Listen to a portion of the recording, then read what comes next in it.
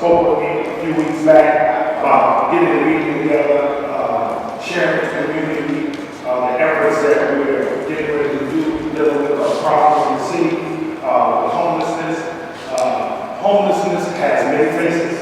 I tell people you're 1 or 2 paychecks away from being homeless, if you're a fixed income, subsidized income, or even if you're working full-time, you're 1 or 2 paychecks away from being homeless. And this problem was brought to me, just right in my face. It was just that apparent. I had a lady named Miss Annie Walker. She would come to my office every day. And she would sit in the lobby every day. She would sit in the lobby for about 6 hours. She greeted me when I came in the morning. She was almost there when I left. And this was just day in, day out. Day in, day out. Then I started, when I was speaking to her, when I started seeing like a fidgetiness and like an angriness. I just started seeing her mood change. Then I started seeing her health deteriorate. And came in one day, I just said, man, I just told myself, I gotta do something. I reached out to an organization called We Care for the Heart, Ms. Diana Craft, and I shared the problem that I had, and she went about placing Mrs. Walker. But I've been watching We Care for the Heart for about 2 years now, deal with the homelessness in the city. They have done it in a compassionate fashion. I had other people come to me, talk about wanting to put up a homeless shelter, this and that. They want to do it as a business, and I never paid any attention. But I've been watching this organization for 2 years, and it clearly is what the title says. We care for the heart. I've been watching and how she's dealt with the homeless problem. But Diana also have some guests here on this to introduce your guests. I have my husband Bill Brown here. I have Joe Sanders that's here. And the reason why we brought Joe Sanders' mother was placed in a nursing home over 10 years ago. Now Joe had a disability. And so what we did, we made arrangements to assist Joe. If you can come to my home 6 days a week, you will see someone at my home with disability 6 days a week. At our home, we even allow family members to go out of town and take care of their children with disability. And they say, well, some stay with us 2 weeks, some stay almost a month. Then I also have my Felicia. She's the Vice President of We Care for the Heart. I have Kim Hunt. She's an Executive Director of We Care for the Heart. I have Edwina. She's home away from home. I have Mindy, and she's with Assure. And the reason why I invited all these individuals is because all of them tell a story about We Care for the Heart. So let me tell you the reason why we decided that I was concerned about the homeless. I got so many calls from different areas, but I worked with the homeless population for over 6 years in Chicago. Unfortunately, I haven't seen any of their faces. I walk the streets from 9 o'clock in the morning, 8 o'clock in the morning to midnight. I did that for 6 years. So what I want to do, I'm the founder of my corporation. What I want to do, I want to be on ground level. I wanted to see actually what was out there in the street. So I walked the streets from sunup to sundown with my staff. We had almost 100 volunteers. Once again, I never seen their new faces.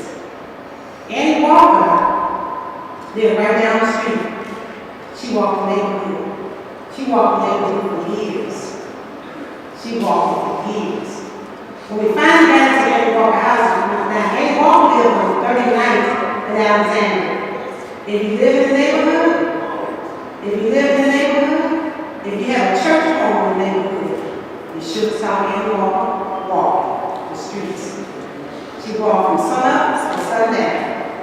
It took us a while to find her when the call came in. The mayor's called us. The mayor had his representative calling us. The mayor was calling us. The mayor representative was calling us. calling, they was calling every day, but we couldn't find him. We came in the daytime, we came in the evening, because Annie needs something with dementia. So sometimes she knew how to get home, sometimes people on the streets knew how to find a way to take her back home, they would do that. So finally, when we got to the home, Annie had a mask on her body from up here all the way down here, a mask. That's how it looked. She had a terrible mask. When we got to the house, Annie didn't have running water. She couldn't even flush her toilet. We got to Annie's house, guess what? Annie had one light, and that light was in the living room. And then she had another plug, but the heater was on top of her couch. And she said, "You coming to help me?" So what we did, we placed Annie. So when we placed Annie, man, we couldn't find none of her paperwork because it was something religion. And I remember we didn't get no support. So finally, Annie had to be placed in the nursing home with VAS. VAS was an agency that stepped in when they don't have support from their family. So Annie was placed into the hospital. Finally, she was placed in the nursing home. And guess what happened? Annie was in the nursing home 2 years. They couldn't find no information on Annie. They still couldn't find no information because they had to shut the house down the same day. The same day we went in there and got Annie out the home, they shut it down the same day. The state came and shut it down immediately. So Annie in the nursing home, I called the mayor's office. I said, "Mayor, I don't care nothing about placing our people in the nursing home. When they go in the nursing home, I want them to go in the nursing home with dignity. So I want you to go to your staff and see, can they give us a donation so that when Annie goes to this nursing home, they pay for Annie for 2 years. I can't even pay. So I'm not taking her back. So in the state of Indiana, when you accumulate a certain amount of money in the nursing home and you can't pay, don't know if the nursing home accept you. So what happened to Annie again? She became homeless again. So what I did, I called Edwina home away from home. I said, "Wina, I need your help." She said, "Baby, what you need?" I said, "I have a person that's almost 90 years old. She doesn't have a place to go. She can't go back to any nursing home. The family has no support for Annie." So, you know what they told me? You know what Edwina said? "Bring her home." So, sent her out to Valparaiso. So then we had another person that had to go to Valparaiso. He done drove all the way from New York, don't know how he got here. Took us 3 months, put him in the hospital, but didn't have no information on him. So it took me 3 months to find this information. So what did I have to do again? I had to send him out to Valparaiso. So then, within 9 weeks, we had to place 9 people out in Valparaiso. What about the little lady that y'all saw in the street, walking around the street? She had walking around with a bag of feces in her bag. There was no place that would take her because they couldn't find no identification on her. So if they can't find no identification on her, the hospital don't want them, the nursing home don't want them because they can't get paid. Call Edwina. I said, "Edwina, you take them out there, give me time. I'll search for the information. I'll find the information," which I did. Now, Karen, yesterday got a call, 96 years old lady. So now the people I'm talking about, we're talking about people from the age of 83, we talking from 83 to almost 90. One of the clients I had to take out there, he's almost 100. We placed another person out there, and you'll see it on the video, 104 years old. Now mind you, these people walk the streets. We had several people that lived in New Edition. I had to have them placed out there in Valparaiso. There was no place in East Chicago. There was no place in Hammond. There was no place in Gary. But the difference in what I'm trying to do, the place that I placed him in Valparaiso, elegant, very sophisticated, it's a haven house. See, a haven house is different than what they call a homeless shelter. See, a haven house is a place for protection. When I came to the mayor, I said, "Mayor, I'm not looking for a place that in 30 days they got to go. In 60 days they got to go. In 90 days, 100 days they got to go. They're going to stay there as long as they need until I get their help." So the homeless shelter is totally different. They got a time frame. 30 days you gotta get people constantly coming in. This is gonna be family. It's gonna be family. And so we have dealt with so many senior citizens right here in this community. I've talked to the landscape person. I wanted this beautiful landscape. On the first floor, I brought Mindy in. I said, Mindy, I need your help. She said, okay, I'm gonna bring in all the nurses that you need. I said, because in the whole state of Indiana, there's no facility for people that's homeless, that got medical conditions. I may use the word homeless, but the real word is Haven House. Haven House is protection. They won't be leaving in 30 days. They won't be leaving in 90 days. They'll be able to stay there. So if they need to stay a year, if they need to stay 2 years, they can stay. And so if I got to transition them out to Valparaiso, or I have to transition them into the hospital, at least we have a place for the moment. At least we have a place for the moment. Our biggest problem is getting their paperwork together. That family who called me yesterday, and the relative was 96, and that was in East Chicago. The mama, 96 years old, lived in a place where it was, she was a hoarder. So some people live in their home, they're homeless. Annie Walker had to learn how to eat. All she knew how to do was chew. She didn't know how to eat. So it took her a while to learn how to eat. And then the person that we had picked up took out the Valparaiso. Time it was for a check, family came together. So this time, when we picked her up on the streets, I said, never again will the family ever be in a position. So what I did, I decided to be a part of VAS.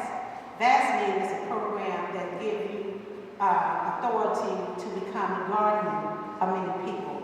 I had to do a class, because I said, if I pick them up, and the family, because of their income, they're going to come back again. So now, the lady that y'all saw on the street, the lady that you saw in the park, the lady that was on people's porches at night, she's been placed in the hospital. And so, unfortunately, to stop the family member from coming back together, she won't be going out to Valparaiso, but she'll be going into the nursing home. But the family won't be able to attack her any longer. So when I think about Haven House, I got it set up. I got a designer going to come in there and design the building. I got the landscape to come down that he's going to design the landscape. The building only has 4 units. The first 2 floors, it will be medical. It'll be one on this side and one on that side because that's strictly medical. The second floor, it'll be only for a family of 4 on both sides. That's it. It's a Haven House. I'm going to work towards getting eligible for all the health care that it is. Because when you think about homeless, you think about the drug addict, you think about the alcoholic. And I have partnership with Regional. Somebody told me they work with Regional.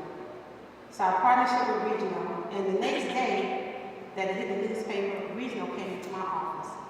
They came in my office and said, Diane, I would like to collaborate with you. So it's a different partnership. In partnership, and you just want Diane's name, collaboration. Let us bring in some financial support. So what y'all think about homeless, with people living out on the streets and things like that?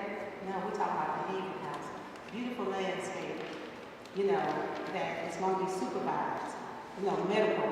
So when there's emergency medical, instead of them being placed somewhere, living in the hospital for a certain period of time because we can't find any paperwork, we will provide that in the building. So it's small, but it's a mighty powerful thing.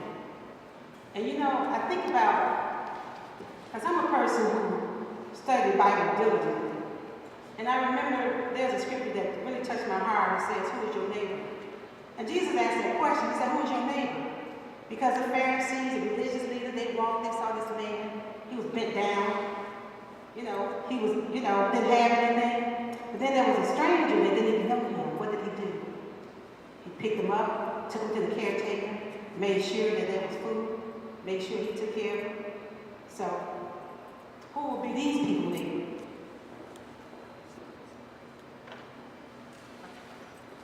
So, it's time for the video.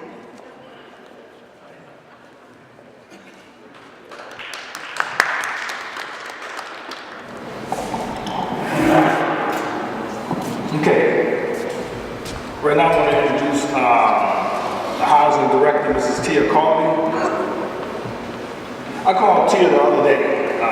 We had a fire, and there was a lady and her 4 children, and called over the North Township, and to get them assistance, they said they could get them assistance for 3 days. And then the lady said, well, what am I going to do after that? And so I picked up the phone, I called housing, and I asked the housing director, I said, I got a lady right here, she needs a place, what was your answer? I didn't know why I was coming. I told the mayor, currently mayor, if they're not on our wait list, we do not take people, even with emergencies. We do not have emergency housing. We could possibly help them at one of our other sites that we just took over, which is a non-for-profit, which is called Metro. That's the harbor side, if the units are available. So we do not have, the Chicago Housing Authority does not have emergency housing.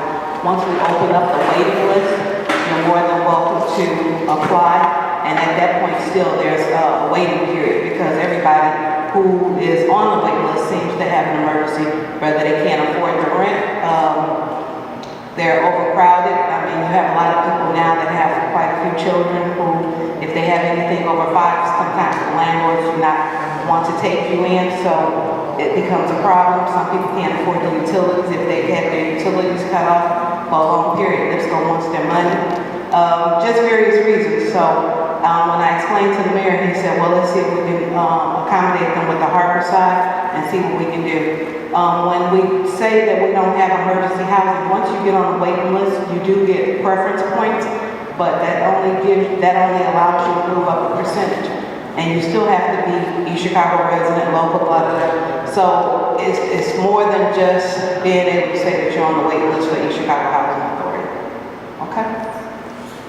And again, I got the same answer, no room in the inn. When we're dealing with the children, the most vulnerable in our community, and when we're dealing with the seniors, I mean, I'm bombarded with this, and I just feel helpless that we cannot do anything for the most vulnerable people in our community. So that's, again, when I reach out to Diana Kraft, I wanted to deal with the seniors in a compassionate fashion. Also, when we deal with the children, that's why I told Ms. Carly, we're going to have to set some units to the side so that when we end up dealing with these situations that we can deal with people with respect. Just like I would want to deal with my own mother, just like I would want to deal with my own children. So that's what brings us here today. So if Diana will come up to us, stay to my right, to my left, we'll take any questions. Anybody? Questions? So, housing, Alexander, 3821, would that be your office or people individually? There will be people that will be living there. Right, on the first floor, when I came up earlier, I mentioned that we was going to be dealing with people dealing with medical issues, and so it was going to be it's 2 bedrooms in each unit. So one of the bedrooms will be an office. So one of the bedrooms will be an office. So in the facility, in the building, it would only be no more than 10 people in that building. So it would be 1 bedroom, your office on the first. One bedroom will be used, and then there will be an office. And then on the opposite side is, well, both of the apartments got 2 bedrooms in there. Okay, so on the second, and on the first floor, it'll be one bedroom. I mean, 1 bedroom will be used. So in the whole building, it would only be 10. So if a family come in, it's a family of 4, and then on both sides upstairs. So that's 4 upstairs and 2 downstairs, and the office will be in the building. You'd actually have to come and take a look at the property prior to the mayor's want for this. Okay, prior to the want for this, it was going to be a non-for-profit where we could help with the rental. It's a very nice building, it's wide open. The 2 units on each floor, it's actually, like she said, 2 bedrooms.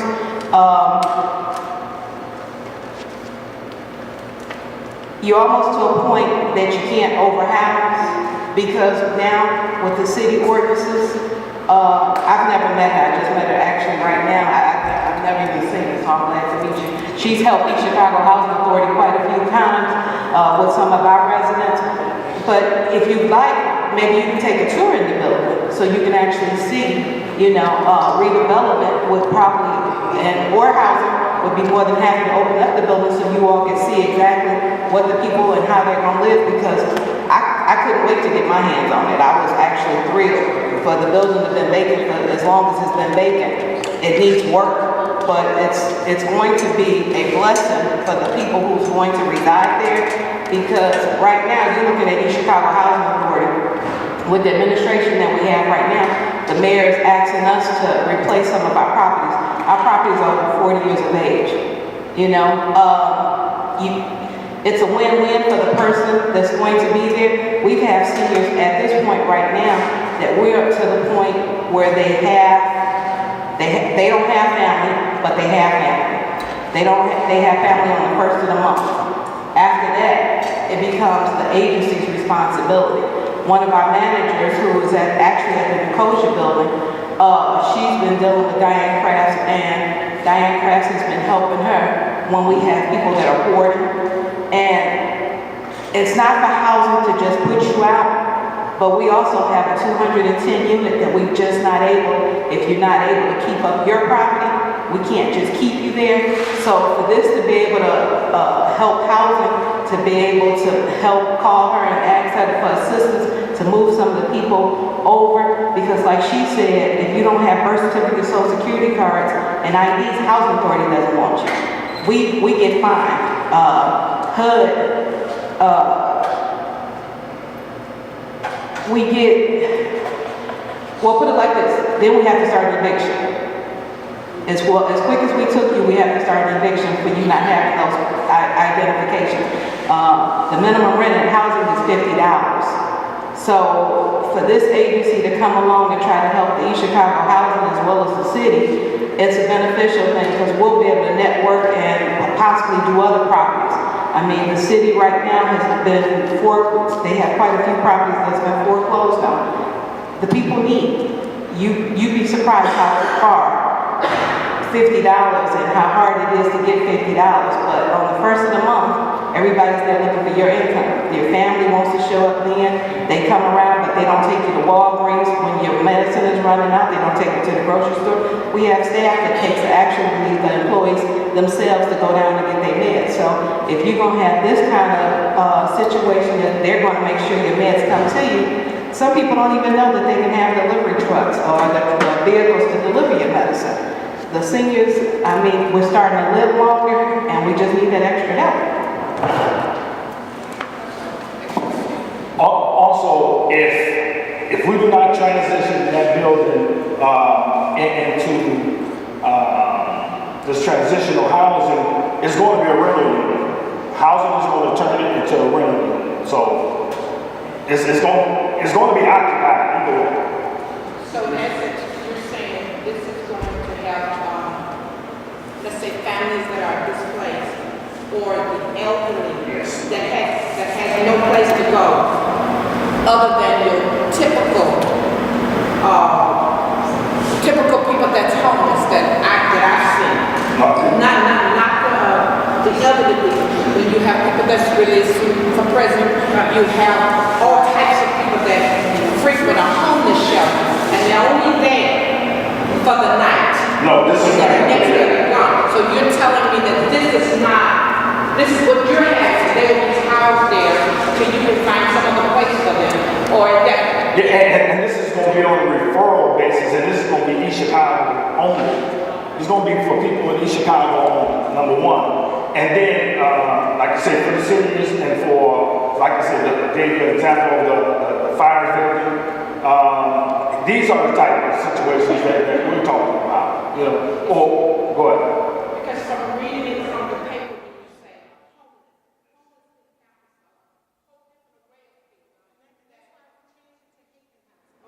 when you say, they didn't specify. And had you specified this is what this is going to be, this meeting would have been been relevant because we would have understood. We don't want the character of just anybody in and out of the neighborhood. We have elderly people that live here. We have people that work here. Some homeless shelters, people will spend the night, and the next day they're turned out. Well, that means that person is out doing what? If you're at work, your house is at risk. If you're elderly, you're at risk. And that is what we didn't want in our community. Now that we understand what you are doing, we're more open and susceptible to what you're doing. Can I tell you something else too? What's gonna be so unique? Our agency specializes in Medicaid. That's our specialty. So now, if that's our specialty in Medicaid. See, you got a lot of agencies, what they do, they apply for Medicaid. You get you qualified. You can have an income of $5,000 a month, I can get you qualified. Who else can do it? Yes, sir. She mentioned earlier that most of the people that would move in would be over 80 years old. Now, we know this Annie showed us. Now, my question is, if the family moves and they move upstairs, you say it's 2 bedrooms upstairs, but what about the children, the grandchildren? And I'd like to know if it's going to be family persons that's over 80 years old, and not to have persons under 80 and become, Well, we can't say they're gonna be 80 and older. I mean, the situation would dictate. But I gave you an example of a lady that got displaced, her and her children. We didn't have anything to transition them into. You looking at, we're gonna put a combination along with housing, to put units aside on the harbor side, that's on Guthrie, to deal with that. But most of the situations that we had encountered in my office have been seniors. But I can't guarantee you, well, they're going to be 80 and older. Maybe somebody 65. I mean, you know, but they will get referred. So it's not like they're going to walk up and say, I want to occupy this space for the night. It's not going to be that type of facility. Amen. What is the status of the building? I mean, there's the home, there's the permits, and when does the city get up and running? Well, right now, the city acquired the building, so the city of East Chicago owns it. We were getting ready, before she was even in the picture, we were getting ready to rehab the building, and those units was going to be occupied by families. So it was going to be either a single mom and children, or it was going to be 2 parents and the children. So those units were going to be occupied by families.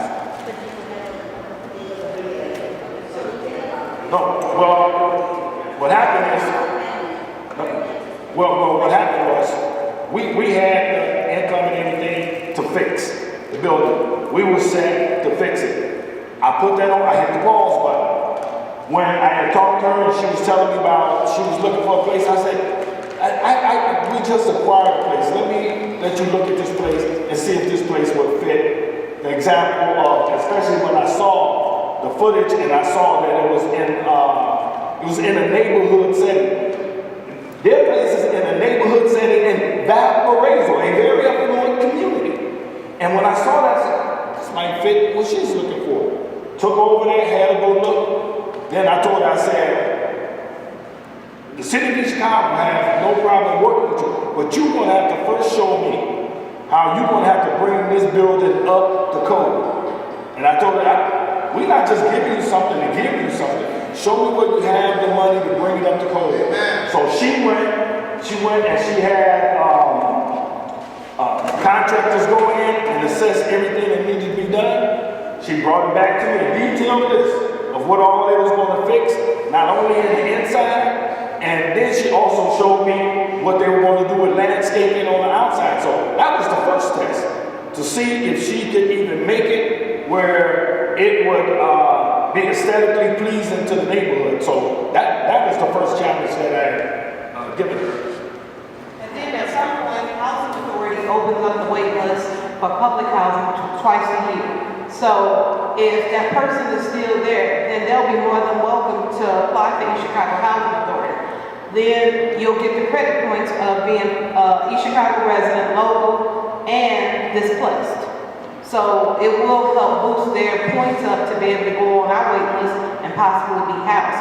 I mean, we'll be able to keep trickling it down and moving people around to try to assist them, because you'd be surprised how many people just don't have it. And then with Ms. Craft, she'll be able to go and help them with NIPSCO, because NIPSCO a lot of times don't even want to take you. They don't care about you going through a problem or situation. You got to come up with the money to even get the deposit and to clear up the previous debt. You'd be surprised how long they remember that you're still on, because they run your social security number. So basically what you're saying is you was gonna open it up regardless of what we feel. No, watch this. The building belongs to the city of East Chicago. The city of East Chicago has a right, has a sovereign right to, when we have property, that we bring it back up and make it marketable. We have that right. You know what we're gonna do? Just let the building just stay there and just keep deteriorating? No, the city was gonna bring it up to a standard and make it, return it back to its original purpose. And what was it? It was a rental. So it's not like we was reinventing the wheel.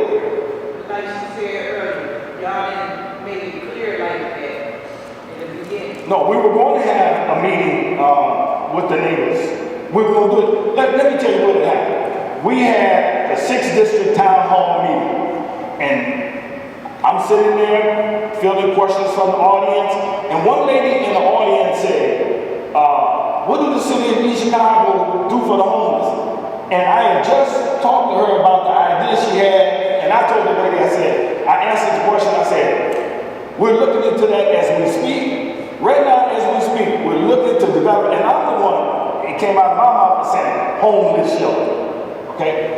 And I answered, I said, we're looking at the building, I said, whatever the address, 39, 38, whatever the address, and I rattled the address up, and the reporter that was there wrote it down and put it in the story, and that's how this thing went. It went viral, but we were moving along with, we're gonna sit down with her, we're gonna call a community meeting, but when they got out like that, when they hit the paper, I mean, when no snatching it back.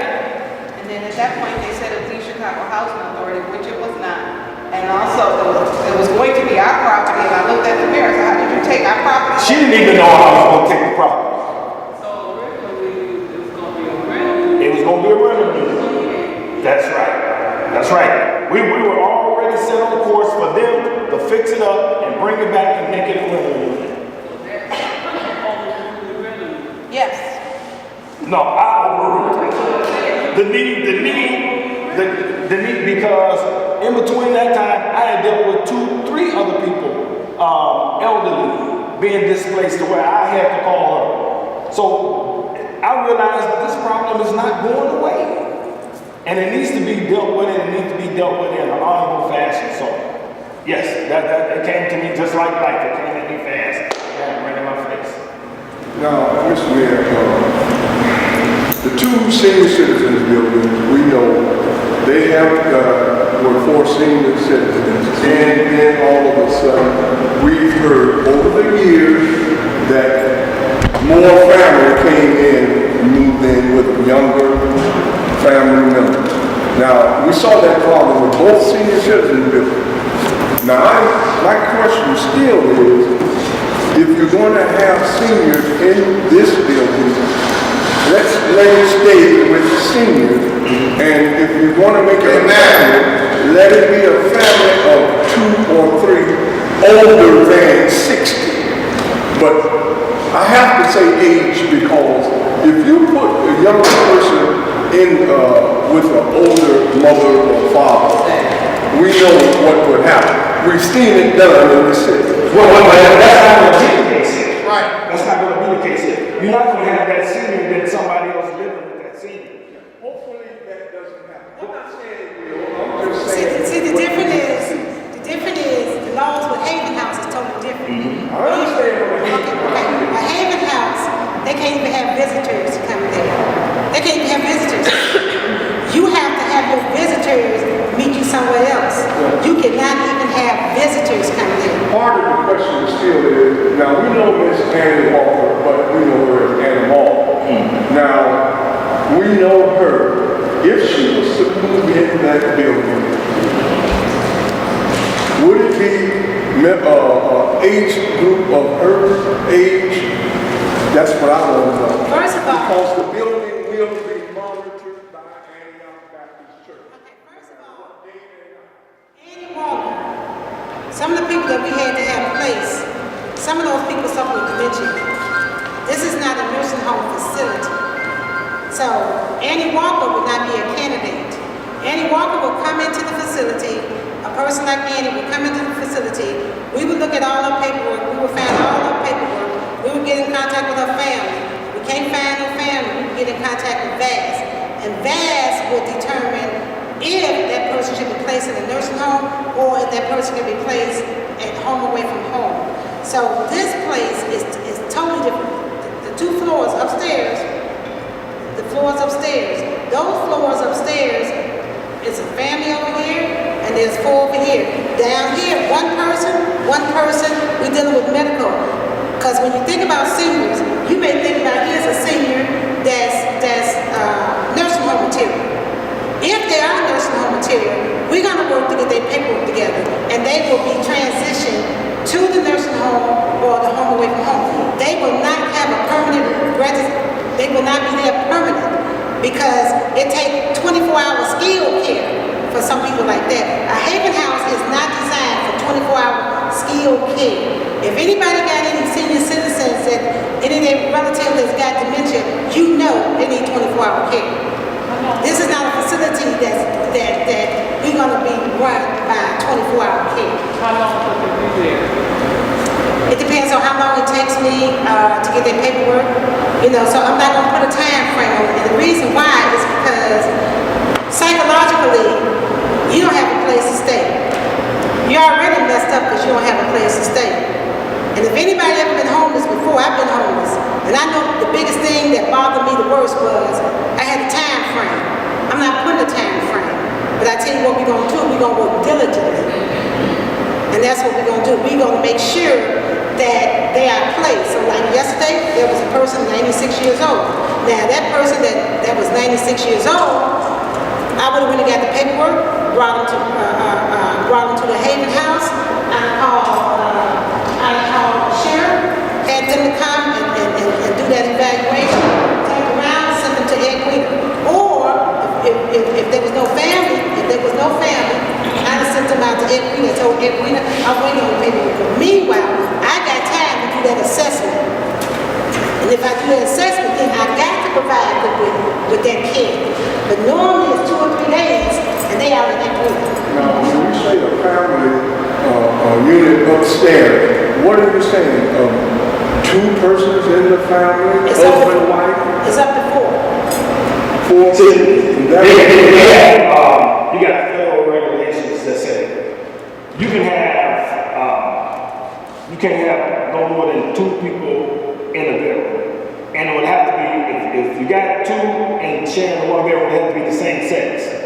But if you have a boy and a girl, you have to have a separate bedroom for the boy and the girl, and the parents got to have a separate bedroom. So it's regulations to that. So it's not like they're going to be stacked in there. So right there, that's why she can tell you only 4, because she knows there's only so many combinations that can fit the 2 bedrooms.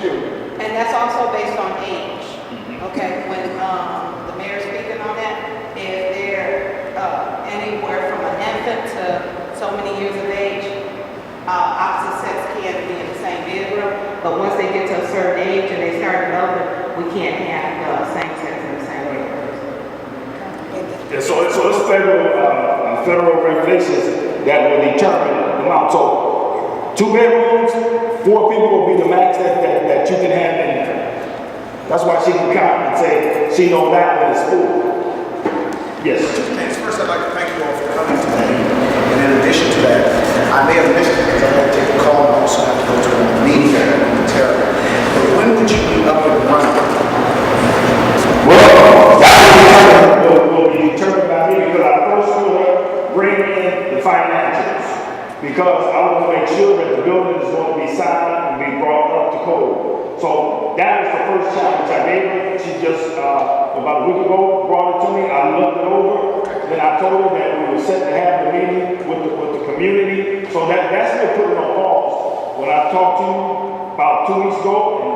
we projected this meeting out. That's why everything just went on pause, because I said, we're in the talk to the community. I appreciate that. Thank you so much. One question, who's going to be responsible for the upkeep? Is it, your company, or is it the city? It's the city. Grass is tall, curtains going out the windows, and... Well, then, let me put it this way. Overall, that responsibility falls on the city, because we send code enforcement around, and we have them going around, and we cite when weeds get so high. So all of the properties in the city of Chicago falls on the responsibility of the city. But the daily maintenance and the upkeep on who we will cite, if that Riz over here, she would get cited under just like everybody else. But the general maintenance, day-to-day operations of that, a person staying, monitoring the building, all like that falls on her. And we have so many programs, because we're a non-for-profit organization, and we utilize all our programs. One of our programs, we have CWeb. And what we do, we work towards training CWeb, those who are sanctioned to the welfare department.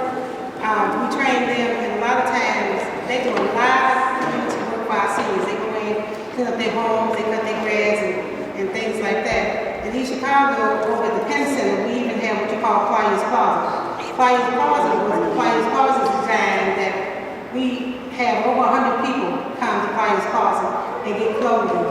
Currently, right now, because so many organizations has jumped on board, that housing, I don't know if you knew about this, but there was a person in housing that we came and did assessment. The person was sleeping on the floor. She just passed recently. Did you hear about that?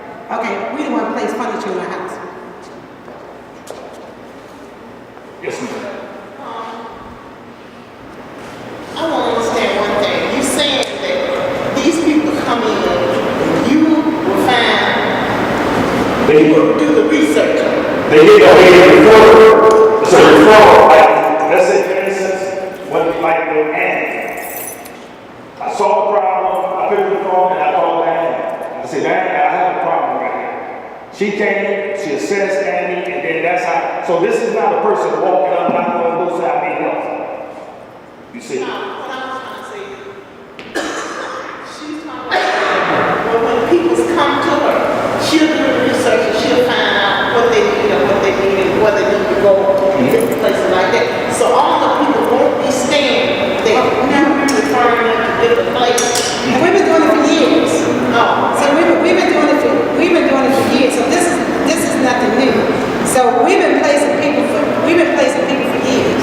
But our biggest thing is that we locate the family and we got support. So if we got them on the Medicaid waiver, if they was on the Medicaid waiver, that allowed their family to work a job and the state paid either their family or brought in caretaker.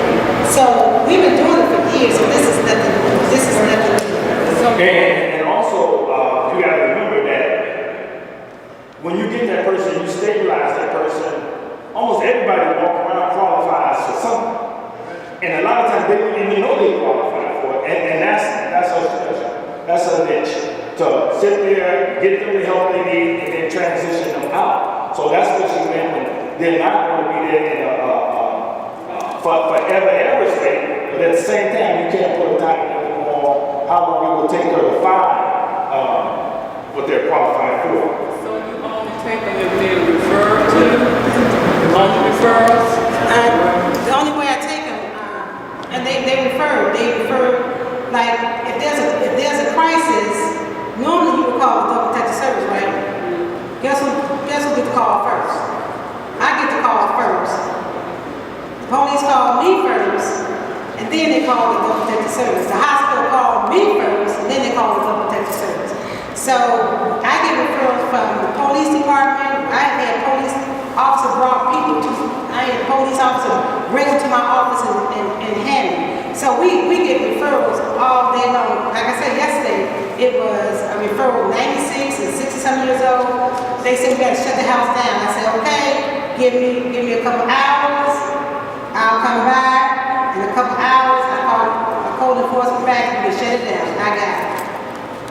Okay, when you open down there, suppose you have someone just walk in and say, I have nowhere to stay. How would you handle that? No, because the calls are not going to come to that office.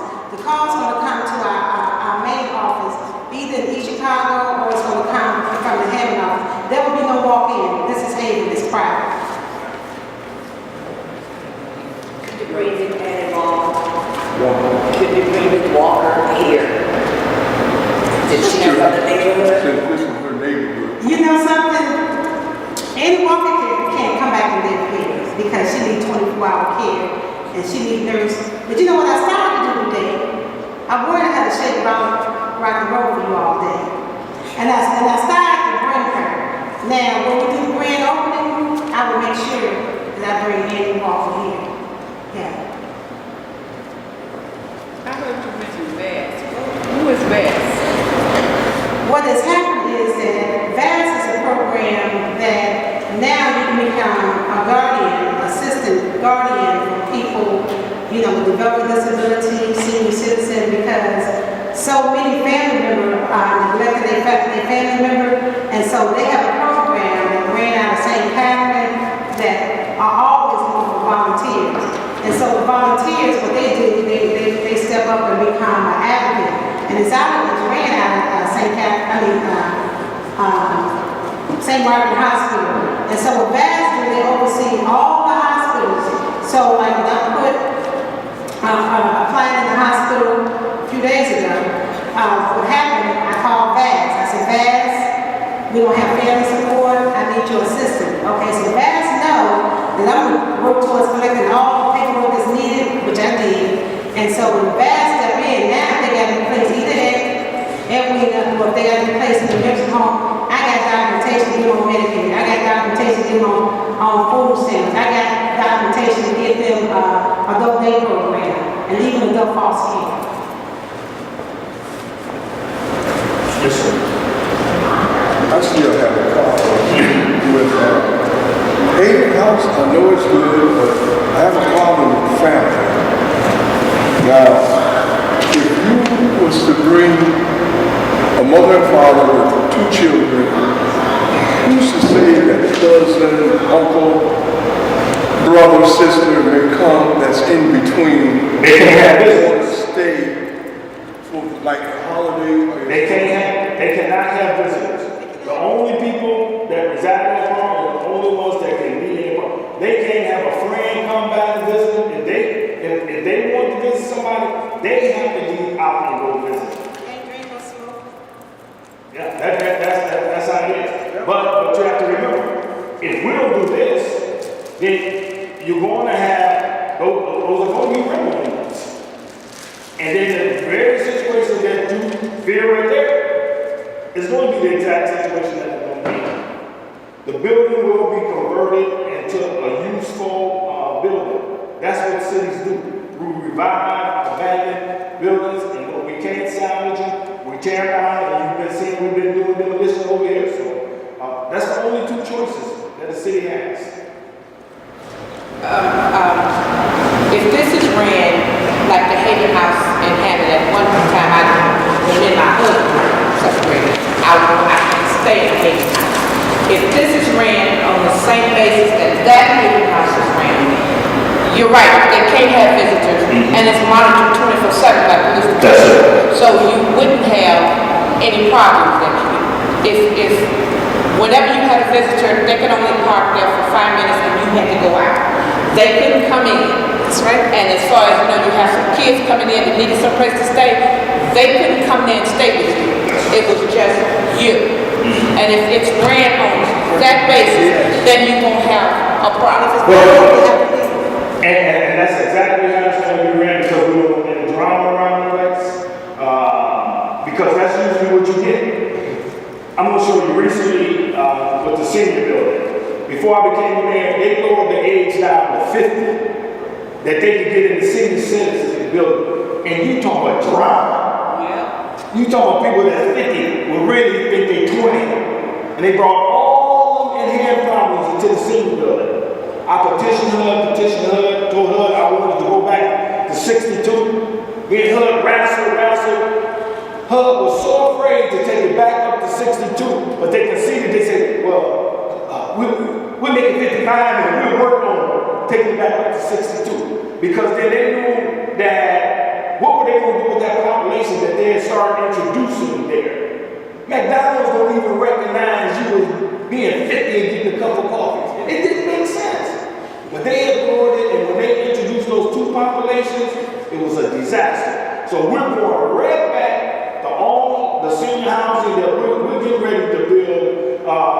senior housing. And it's gonna be low to the ground where you can walk directly into your house. We're not going straight back up. We're not gonna be putting multiple units.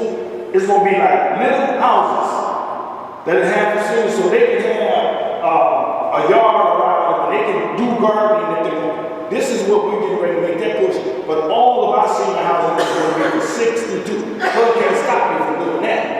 But the existing stuff that they control, I had to box with the people to bring it back up to 50, 55 because we done had so many problems with the ones in there that's 50. So I know you're fair. I know you're fair. And I'm sure you how tough it was. We had a meeting over in the 6th district, and one of the seniors came up to me and told me, well, you know, they be getting high in this building and all like that. What did I tell them? I said, man, I treat this just the way my mother would be in it on my watch. I told the people right there, that was a Friday. I told them, I said, let me tell y'all something. If you're doing anything illegal, if you're smoking, if you're doing anything in there, I'm letting you know you're going to be out of here. I'm letting you know starting Monday, I'm sending the dogs in there. Did I not send the dogs throughout the whole building? So we're not going to tolerate foolishness. Send the dogs through. And I told every now and then when I feel like it, we sending the dogs through there. Because you got to treat the vulnerable with respect. And we've been throwing them out. They've been getting evicted left and right because we're not going to introduce a violent population but one that's docile and can't protect itself. I don't tolerate that. As much as housing authority needs the income, I strongly suggest that you try Diane Craft because with Metcha, which is a part of housing, right now we have one problem. We had a big raid. They called me in the middle of the night. Police wanted to go in. They went in, kicked the door in. But before that, and this is on Catawba Street, what happened every day, every night, the residents was complaining. Now it's quiet as a jaybird over there, you know, and with her telling you that you're not going to have the visitors and the traffic once, not only housing, but any other landlord, because you have a lot of out-of-town landlords, okay, who don't care about the property, the grass is this tall. You know, I built my house in Chicago 16 years ago. I live in Sunnyside. Well, what happens is, the new landlord on the block, I have to call code enforcement, I have to call the police, I have loud music, I have loud noise. I've been with housing authority for 20-something years. I left for 3 years. I came back. I had like 27 years with housing.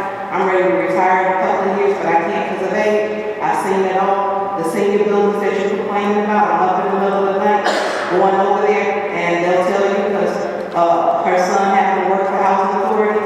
But we do see it all. And the residents, some of the residents, it's not their fault. Others know what's going on. They choose not to know because of their kids. She's telling you why. I mean, she's opening up to you, telling you they're not going to have that. Once housing or whoever the landlord is, they can't guarantee that. Matter of fact, they just want their rent money. Now, housing authority cares because the mayor's going to make sure I care as well as hood. I have to come out. I mean, I didn't have plans to be here today. He said you will be here today. You know, so you need to understand Ms. Craft is giving you a win-win. She's trying to help the community, the city of Chicago, and she's telling you you're not going to have these undesirables. She's going to call the police. East Chicago Housing Authority and other landlords can guarantee you that. Okay? And also, I'll give you another example of how, I mean, I just believe people rise to the occasion.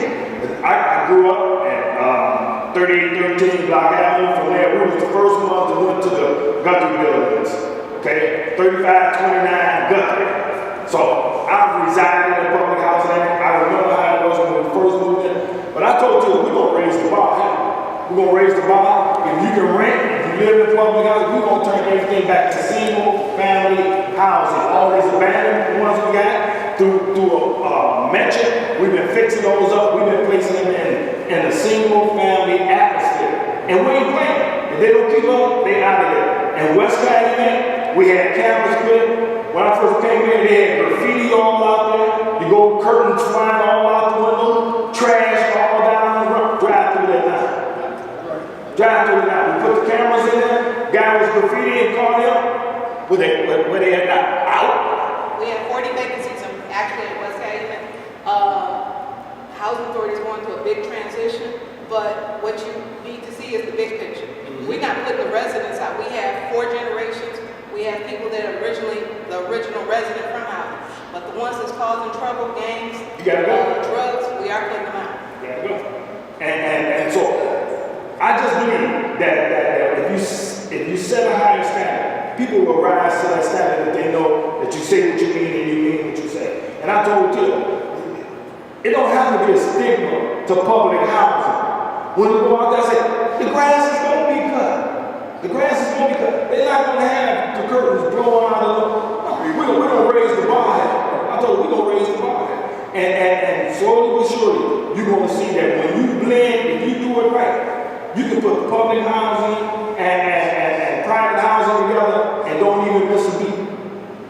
But you got to set the standard, and that's what we're trying to do here. But I was trying to deal with a problem that time and time again, I may act like I'm hard, but I got a soft spot. So what do you do with the most vulnerable ones in the community? And that problem is out there, and it ain't going away. So, and this is the first person since I've been mayor, and I've had about 4 other people came to me and wanted to do the same thing, but they was trying to do it as a business. And see, some things you can't do as a business, some things you gotta love. Like I tell people, everybody can't be a teacher. You gotta love being a teacher. Same thing, everybody can't deal with the industry. You got to love what you do. And when I came across her 2 years ago, and I watched her solidly for 2 years. I had a problem, I sent it to her, she would handle it, and everything just came lined up right, and the timing was right. Should I tell you something else? I never came to the mayor about anything. No. You can never say I I don't came. know the reason why. I never came. I said, I get my own money. Give me the building, I get my own money. I have a dance for children with developmental disability at Central High School. That's a huge event. It's a huge event for people with developmental disability. I've been over there for over 3 years. Now, when I wanted to get into that gym and they wanted to charge me a fee, I sent the mayor a letter. I told him, I don't need your money. I can find money to give this dance. So I take care of senior citizens, I take care of people with developmental disability, and November the 14th, I do an elegant black tie for senior citizens and people with developmental disability. It's red carpet. So allow me to come in the community. I'm gonna bring the community up. Because it's gonna be some of you all that have a family member that's gonna need to call me. And I tell you what, I'm gonna be there. I'm gonna be there, and I'm gonna be on time. Any other questions? No, I'll say, any other questions? Go ahead. I would just like to thank you all for explaining things to us, because we got the word that it was going to be a homeless shelter. And we have petitions that we all of us were born and raised in New Edition. And we thought that it would be, explain to us what was going on. This don't come in our neighborhood and take over. And I would like to thank you all for that information that you gave us. I'm for it. And like I said, it was ironic that I just said it at that meeting, and the reporter happened to be there and went in the newspaper. Soon as the newspaper hit the shelf, my phone started blowing up at the mayor's office. And I said, oh man, I ain't even got a chance to explain what I'm going to do. And it just went, it got a life of its own after that. So I think we can, all of us. Yes, Richard. Yeah, I'm one of them. I think I started off this because when I first heard it, this is the first guy I called. Okay. I said, oh, hell no. You can't stand a homeless shelter. So what are you trying to do? Run. That's my wife's God over there. And she can tell you that from second person I talked to was her father because her name was in the paper. Luckily, he come and told me to take the big house. But I'm going to the community that no longer live here. I still own property here. One of the places I'm rehabbing now, I had to stop because I had a back operation short behind that one. I had a stent put on my heart. So next time you'll see me on a daily basis. I ain't working with it right now. I'm looking for something to do. Okay. I'll have that going this year. And thank you for coming out. I come here locked and loaded. I'm ready to go. Okay. Thank you all so much. Thank you.